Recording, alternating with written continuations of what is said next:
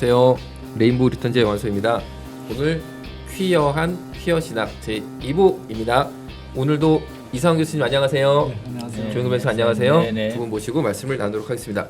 교수님, 요새 신학교에도 퀴어 신학 하는 신학생들이 많아지고 있다 이런 얘기가 들리는데 어떻게 생각하세요? 네, 지금 이제 사실은 서구의 그 신학교들, 서구의 특히 이제 명문 신학교들은 거의 뭐 100% 가까이 현대 자유주의 신학의 방법론을 다 채택을 하고 있고, 현대 서구의 명문 신학교들은 대체로 퀴어 신학의 분파를 다 인정하고 있고, 또 한국의 경우에도 한국은 이제 서구하고는 좀 달리 장로교의 보수적인 전통이 상당히 강하거든요.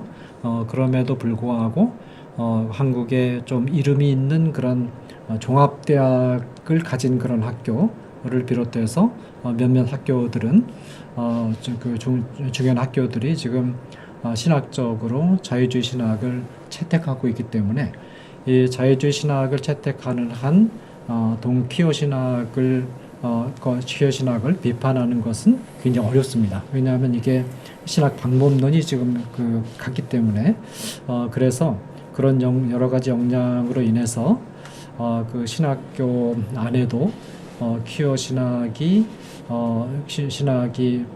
들어올 수 있는 가능성을 우리가 전혀 배제할 수 없고 앞으로 어떤 시점이 되면 표면화되지 않을까 그런 우려는 좀 하고 있고 또 한 가지는 지금 이제 우리나라 교육이 우리도 모르는 사이에 지금 많이 바뀌고 있거든요.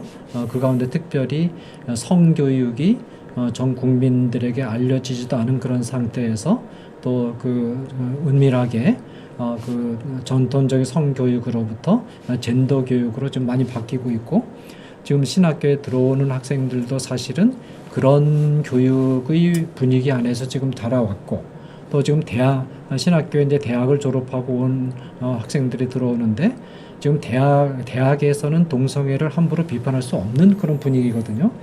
동성애에 대해서 교수가 한두 마디라도 언명을 했다가는 당장 인권센터라든지 그런 데 고발돼 가지고 학교로 당국으로 징계 조치가 내려오는 이런 현실이고, 이런 전체적인 분위기 안에서 신학생들이 지금 소명을 받고 이제 들어오기 때문에, 그래도 신학교 들어온 학생들은 조금 일반 학생들하고는 다르죠.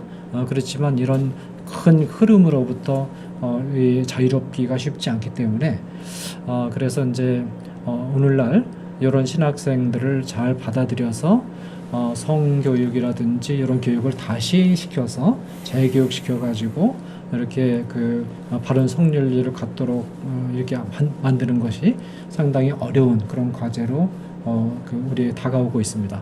그렇지만 이 과제를 우리가 포기할 수 없는 것은, 사실 어떤 의미에서 보면 이 젊은이들은 어느 정도는 예수님의 제자들도 사실은 예수님의 제자들 가운데 절반이 cello 땅 출신들이었거든요.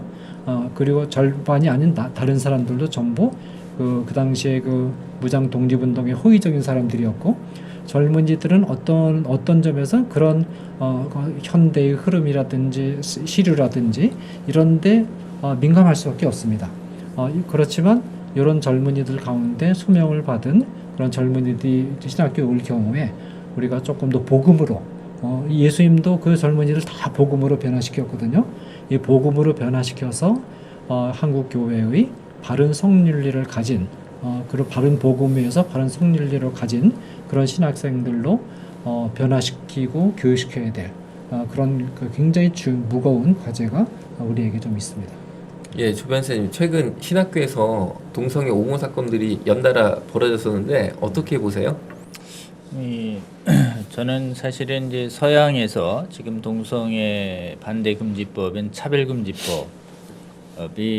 기독교 국가들에서 먼저 제정되기 시작했는데, 그게 이제 그 나라 국민들과 입법기관의 압도적인 다수가 그 법을 찬성해야 되거든요. 근데 기독교 전통에 의해서 기독교 국가로 여겨지는 국가들이 먼저 이렇게 된 주된 이유가 뭐냐라고 그 나라의 동성애 반대 운동하는 분들에게 여쭤보면 기본적으로는 교회가 동성애를 놓고 찬반으로 나뉘어졌고 교회의 분열에는 실제는 신학의 분열이 그 뿌리다.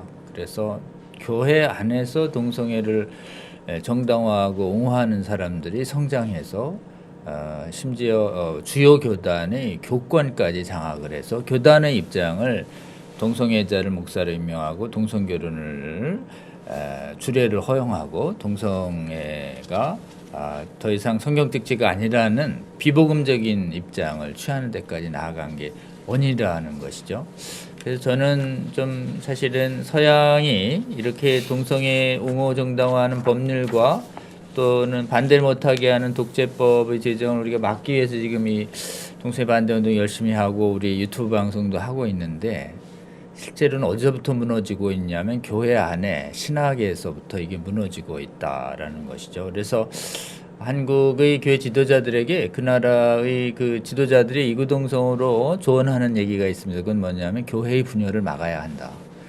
그래서 저는 지금 이미 이 서구의 명문 신학교가 퀴어 신학으로 오염됐기 때문에 거기서 그 영향을 받으신 유학파 목사님들과 또는 그 신학자들에 의해서 한국 교회도 영향을 받을 수 있다 이렇게 생각합니다. 그래서 그런 움직임들이 지금 신학교에서 또는 기독교 권화기념으로 세워진 나라 학교들에서 나타나고 있는데 심지어 얼마 전 2016년도에는 연세대의 그 동성애자 신학생이 총 여학생회장으로 당선되는 데까지 사실은 좀 나타날 정도로 교회의 기독교 권학학교와 신학도 상당히 영향받고 있다 이렇게 좀 보입니다. 그리고 지금 아마 한동대에도 또 똑같은 부분이 동성애 옹호 활동을 통해서 이 기독교 정신이 구현된 학칙에 도전하는 활동들이 지금 계속되고 있습니다.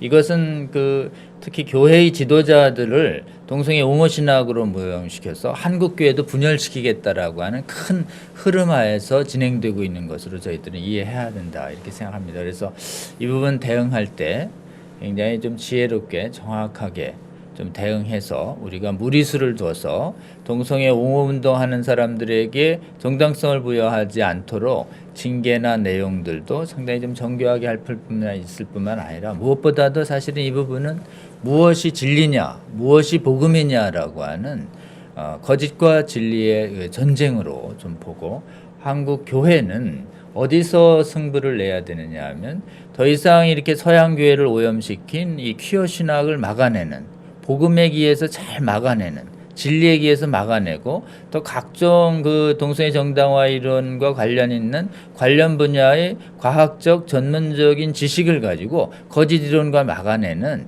이런 진리와 거짓의 전쟁에서 진리를 위해 굳게 서서 거짓을 분별해내는 능력으로 이것을 막아내야 거짓이 들어오면 분열되거든요. 진리에 굳게 서면 연합을 하는 것이고요. 그래서 지금 이 퀴어 신학 운동이나 또는 기독교 권학 운동, 기독교 권학 이념에 세워진 학교들에서 세워져 가는 확산되어 가는 이 젊은이들의 운동을 좀 제가 보기에는 굉장히 좀 주목해 주시고 또 이 부분에 대해서 경계를 해 주시고 효과적인 대응은 동성애에 대한 올바른 복음적 진리와 올바른 과학적 객관적 진리를 분명하게 가르치고 수용하게 해서 미혹되지 않도록 막아서는 일에 좀 주목해야 될 것이다 이래 생각하고 이 레인보우 리턴스 방송을 통해서 전달되는 동성애에 대한 올바른 진리와 지식을 가지고 거짓과 잘 싸우는데 좀 도움이 됐으면 좋겠습니다. 퀴어 신학에 사실상 이데올로기적인 혹은 사상적인 배경이 있다라는 지적들이 나오고 있습니다. 교수님 어떻게 보시나요? 네, 그것은 그 사실입니다. 이미 잘 알려진 책들이 있죠. 예를 들면 마이클 브라운의 성공할 수 없는 동성애 혁명이라든지 가브리엘 쿠비의 글로벌 성혁명 이런 책들이 이제 그 이념적 배경을 잘 지적을 하고 있는데요.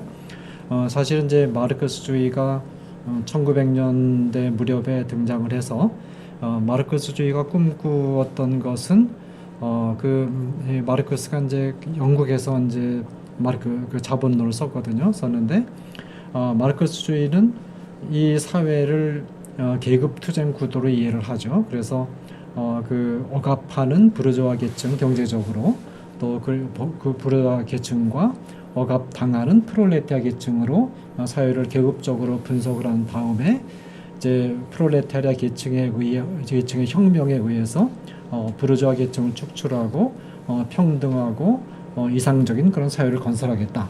이런 꿈을 가지고 이제 마르크스주의가 출발했고 그렇지만 이제 마르크스주의가 정작 마르크스주의가 출발했던 영국에서는 성공을 거두지 못하고 독일이나 유럽에서도 성공을 거두지 못하고 왜냐하면 영국에서 성공을 거두지 못한 이유는 사실 영국이 그 혁명이 성공할 뻔했었는데 그때 요한 웨슬레가 등장해서 강력한 복음으로 이 그 가난한 그 노동자들 탕과 농부들의 관심을 다 복음으로 사로잡았기 때문에 사실 영국을 혁명으로부터 막은 것이 웨슬레의 복음입니다. 그리고 이제 서구라파에는 19세기 말경에 그 빈부격차 문제가 심각했는데 그 무렵에 기독교 신학자들과 기독교 사회 운동가들이 사회보장제도에 대한 논의를 철저하게 시작을 했습니다. 그래서 그 혁명의 말하자면 불길이 영국과 서유럽은 피해갈 수 있었어요. 이것이 이제 결국 소련과 중국에 들어가면서 성공을 거둔 것인데 그러나 이 그 마르크스주의는 궁극적으로 실패할 수밖에 없었는데 왜냐하면 마르크스주의는 지나치게 낙관적인 인간관 그리고 이제 세계 경제 구도를 지나치게 말하자면 단순하고 도식적으로 편협하게 그 분석을 했기 때문에 마르크스주의는 결국은 그들이 추구하는 이상사회 건설에 결국 실패하게 됩니다. 그 실패를 보여주는 가장 전형적인 상징적인 사건이 1992년에 베를린 장벽의 붕괴거든요. 이렇게 마르크스주의가 실패를 거두면서 사실은 마르크스주의 지식인들이 사실 공황 상태에 빠졌는데 그러면 그렇지만 자기들이 그 사람이 몇십 년 동안 몸담아 오던 그런 그 관습을 버리기는 굉장히 힘든 거거든요. 그걸 버리기는 아깝고 왜냐하면 그걸 버리면 자신의 존재 자체에 의미가 없어져 버리니까 이걸 어떤 식으로든 탈출구를 찾아야 되는데 이때 그 탈출구를 제공한 것이 프로이드와 융의 성심리학입니다. 그러면서 억압받은 성으로부터 해방 이 개념을 프로이드와 융으로부터 이제 얻게 되는 거죠. 그러면서 이제 그 마르크스 주의자들 가운데 지식인들 가운데 동성애자들이 몇 명 등장을 하고 성적으로 좀 이상한 그런 경험을 한 그런 사람들이 등장하면서 전체적으로 하나의 어떤 흐름이 형성이 되느냐 하면 이제 앞으로 다음 단계의 마르크스주의 운동은 성해방 사회를 지향할 수밖에 없다.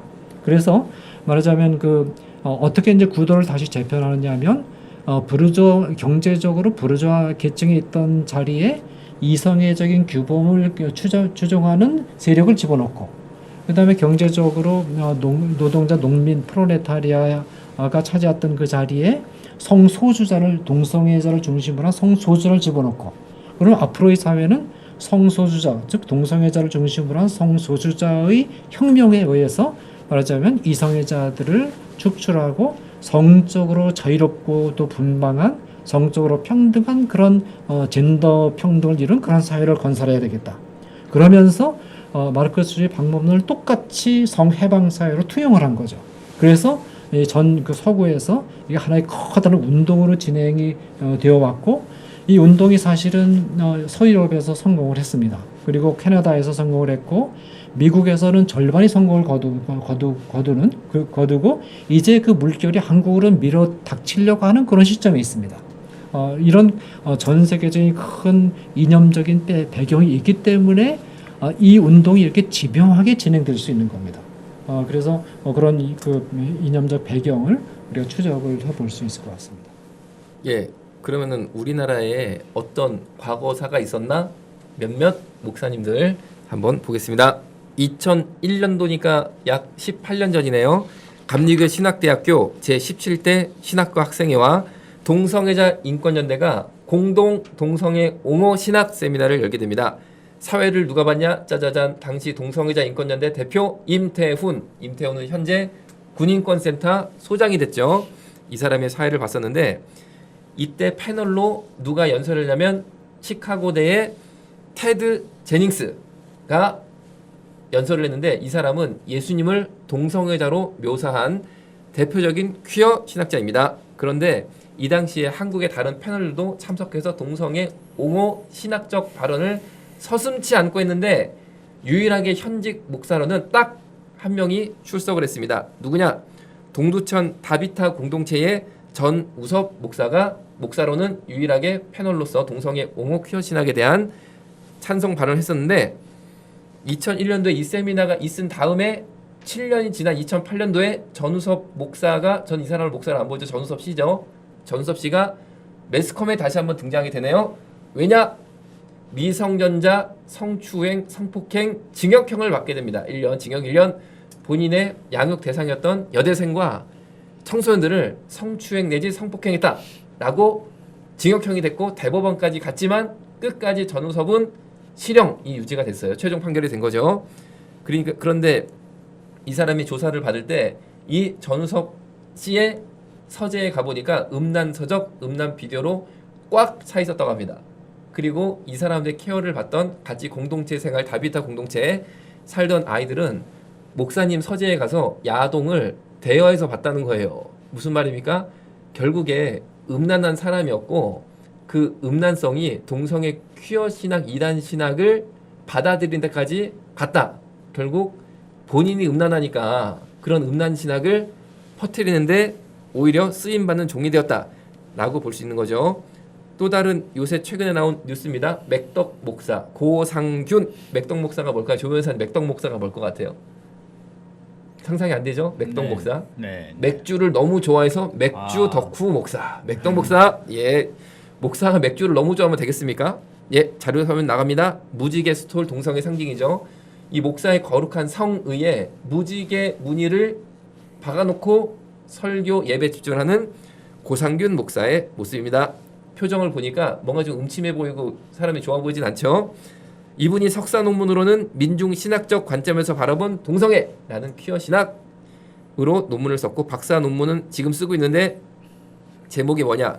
구약 레위기 18장에 대한 퀴어 비평이라면서 동성애를 옹호하는 퀴어 신학 박사 논문을 현재 집필 중에 있는데 이분이 한겨레 신문과의 인터뷰에서 어떻게 대답을 했냐? 성경과 맥주 그가 가장 좋아하는 것이다. 이제 뉴스 나갑니다. 보이죠? 그런데 기자가 뭘 더 좋아하냐고 묻자 그는 이제 고상균 목사 뜸을 들이더니 둘 다라고 써주세요 라고 크게 웃었다. 목사가 맥주와 성경을 똑같이 좋아한다. 똑같이 사랑한다. 같은 수준으로 살아간다. 제가 볼 때는 호프집 주인이 되시는 게 맞을 것 같아요. 호프집 주인 되시면서 틈틈이 성경책을 보시기를 부탁을 드리겠습니다. 그런데 이분이 최근에 유튜브 방송을 합니다. 유튜브 방송 제목이 뭔지 아세요? 술기로운 생활. 술방송으로 해요. 유튜브 술방송 목사님이 술기로운 생활 술방송. 예, 그래서 유튜브 방송 화면 캡처도 나갑니다. 이분이 띠를 뒤두고 유튜브 방송을 통해 사수하자 복음을 사수하자면 좋은데 술기로운 방송에서 뭘 사수하냐? 보시는 것처럼 수입 맥주 4캔에 10,000원 사수대. 아니 목사가 수입 맥주 4캔에 10,000원 하나 보죠? 이 10,000원 사수해야 된다고 유튜브 방송을 한다? 교수님 이거 어떻게 하냐?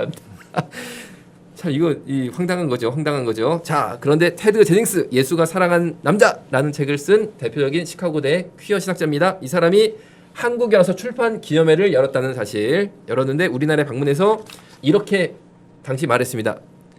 특히 논란이 많을 수 있는 어려운 상황에도 불구하고 용기 있는 결정으로 예수가 사랑한 남자의 한국어판 번역을 지원해 주시고 오늘 이 자리를 마련해 주신 제3시대 그리스도교 연구소에도 감사의 말씀 올립니다. 제3시대 그리스도교 연구소 이름이 벌써 좀 묘하지 않습니까? 이거 약간 냄새 좀 나요. 이단 냄새가 살살 납니다.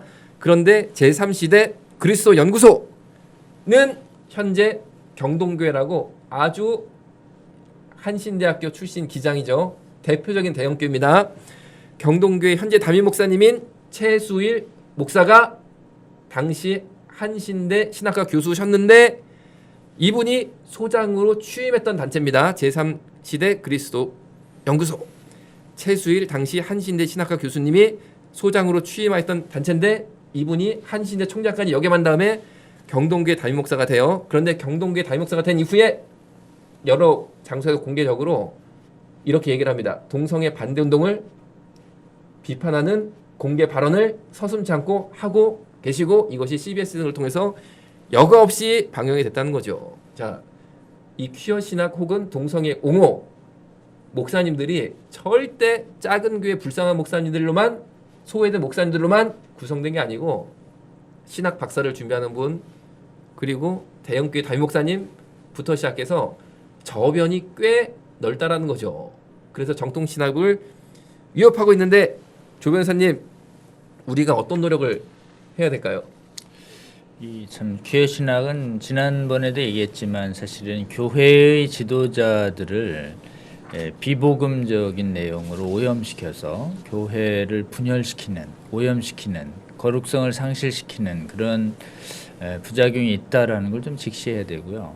아까 우리 교수님 얘기하신 것처럼 이데올로기적으로 볼 때 하나님을 인정하는 유신론적 입장에서는 도저히 받아들일 수 없는 유물론에 기초한 변증법을 가지고 있는 마르크시즘에 기초하고 있거든요. 그리고 마르크시즘, 올드 마르크시즘에 이제 아까 얘기한 심리학적 이론을 가미해서 최근에 문화진지론까지 결합해서 네오마르크시즘 운동의 가장 메인 운동이 하나가 성혁명으로 지금 나타나고 있습니다. 그렇기 때문에 전략과 전술적인 측면에서 볼 때 프롤레타리아트 혁명론하고 아주 동일하게 전개되고 있습니다. 그래서 프롤레타리아트 혁명론은 핵심이 사실은 자유와 평등을 얘기하지만 노동자의 실제로 건설되면 엄청 자유와 평등이 사라진 전체주의 독재 사회가 되고 있는 것이죠. 마찬가지로 동성애 정당화 이데올로기도 굉장한 법률을 내세워서 법이 가진 강제력을 내세워서 지지의 자유만 인정하고 반대의 자유를 인정하지 않는 엄청난 독재성을 가지고 있습니다. 이 독재성을 신학적으로 뒷받침하는 것이 퀴어 신학이고 특히 법률적으로 이 독재성을 정당화시키는 것이 국제인권법론이고 차별금지법론입니다. 이 차별금지법이나 국제인권법론 다 뭘 얘기하냐면 동성애를 반대하는 것은 절대 용인할 수 없다. 반대하는 것이야말로 인권 침해고 그래서 지지의 자유만 있고 반대의 자유는 용인하지 않겠다라고 하는 그래서 복음에 기해서 신앙에 기해서 반대하는 사람들 법으로 막 탄압하는 사회가 돼가고 있는 것이죠. 공산주의 혁명이 일어날 때 기독교 국가에서 1차적으로 공산주의 이론을 받아들인 기독교 지도자들이 나타나서 교회를 분열시키고 교회를 파탄시키는 데 앞장섭니다. 새로 그 북한도 공산화할 때 김일성의 친척이었던 모 목사를 내세워서 조선기독교연맹의 지도자로 만들어서 교회를 파괴해 갔거든요. 그러니까 사실은 그 교회 안에도 목사의 타이틀을 갖고 있지만 실제로는 복음보다 성경보다 자신이 믿는 이념을 더 앞세우는 사람들이 분명히 나타나서 교회의 성도들을 오도하는 현상들이 나타날 수 있습니다. 공산주의 혁명 과정에서도 그랬고 지금 퀴어 혁명 과정에서도 더 나타나고 있는데 퀴어 혁명이 참 심각한 것은 우리가 믿고 의지했던 서양의 교회가 이 퀴어 신학에 미혹돼서 넘어간 뒤로 기독교 지도자들이 스스로 돌아오는 자정 능력을 보여준 회복 능력을 보여준 나라가 아직 없다는 것입니다. 그래서 사실은 상당한 소득 규모를 자랑하고 복음화율을 가지고 있는 국가 중에서 이 퀴어 신학을 통해서 동성애 독재 사회를 막아낼 수 있는 역량을 가진 국가는 현재 대한민국이 세계에서 거의 유일해 보이는 이런 상황입니다. 그래서 이 방송을 보시는 분들께서는 제일 먼저 이걸 막아낼 수 있는 힘은 거룩한 능력을 가지는 교회고 교회가 이걸 막는 힘은 교회의 지도자들이 분열을 막는 것이고 교회의 지도자들이 분열을 막기 위해서는 교회 분열을 유도하는 미혹시키는 이 퀴어 신학의 이론을 미혹됨을 좀 막아내는 것인데요. 퀴어 신학의 미혹됨을 막아내는 이론은 인간의 눈에 보일 때 설득력이 있고 그럴싸하고 참 뭐 이렇게 깨달음을 준다 할지라도 하나님의 말씀인 성경이 무엇라고 말하는가라고 하는 성경의 복음으로 돌아가서 인간의 귀를 즐겁게 하고 인간의 마음을 즐겁게 하는 인간의 음욕을 정당화하는 각종 거짓된 이론으로부터 잘 견뎌내는 그런 태도가 한국교회 안에 일어나야 되겠다. 특히 복음으로 재무장하는 그런 운동이 한국교회 안에서 일어나서 한국교회는 절대 큐어 신학의 미혹된 공격에도 불구하고 분열되지 말아야 되겠다라고 하는 것이 성공의 가장 근원적인 요소가 아닌가 저는 그런 말씀 좀 드리고 싶습니다. 네. 예, 이상 교수님 한국교회 당부하고 싶은 말씀 부탁드리겠습니다. 네, 어떤 분이 이 동성애를 반대하는 거는 낙태는 삼키고 하루살이는 걸러내는 그런 일이다 그렇게 비판한 적이 있거든요. 동성애라는 죄악은 하루살이 정도의 하찮은 그런 것이지 아주 심각한 어떤 그런 것은 아니다 그런 취지의 발언을 한 적이 있는데 저는 이 발언이 상당히 위험하다고 생각을 합니다. 왜냐하면 성경은 동성애를 그렇게 가볍게 취급하지 않고 있거든요. 사실 그 동성애를 받아들이지 않느냐 하는 문제는 국가의 흥망을 좌우하는 공동체의 흥망을 좌우하는 문제라는 것이 성경이 우리에게 주는 메시지거든요. 우리가 잘 아는 소돔과 고모라 성과 같은 경우 많은 사람들이 소돔과 고모라는 가난한 사람들을 돌보지 않은 한 가지 죄 때문에 멸망했다고 그렇게 해석을 하는데 이 해석은 주경학적으로 받아들일 수 없고 또 실제로 신약에 보면 유다서라든지 베드로 후서에서 이 소돔과 고모라가 다른 색을 따라가다가 멸망당했다는 것을 분명히 얘기를 하고 있거든요. 그래서 그런 해석은 받아들일 수 없고 사실 소돔과 고모라는 교회가 아닙니다. 소돔과 고모라는 그건 믿지 않는 이방 사회였어요. 이방 국가였는데 그 이방 국가에서 동성애가 성행했을 때 국가가 하나님의 심판을 받아 망했거든요.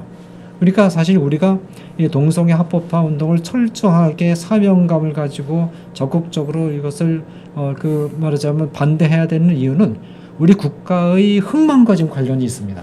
만약에 우리가 이 동성애를 제대로 막지 못하면 국가 자체의 말하자면 존폐가 어떻게 위험에 빠질지 알 수 없는 그런 상황이기 때문에 또 사사기 19장에서 20장에 보면 레위인의 첩에 대해서 베냐민 기브아에 살고 있는 베냐민 사람들이 동성애를 하려고 시도했다가 결국은 어떤 사태로까지 발전했느냐면 그러다가 이제 그 레위인이 하도 이제 동성애 시도하려고 하니까 첩을 갖다가 이제 대신 줬거든요. 첩을 밤새도록 간음을 하고 그래서 새벽에 첩이 죽었단 말이에요. 그 첩을 12조각으로 칼로 잘라가지고 이것을 12지파에게 보냈습니다. 이 사건이 계기가 되어서 벤야민 지파하고 이스라엘 11지파가 전쟁이 붙었어요. 그래가지고 이스라엘 지파 중에서 22,000명, 벤야민 지파 중에서 25,000명, 도합 47,000명이 살육을 당하는 엄청난 그런 전쟁이 벌어졌고 이 전쟁으로 인해서 사실상 벤야민 지파가 괴멸이 되어버렸습니다.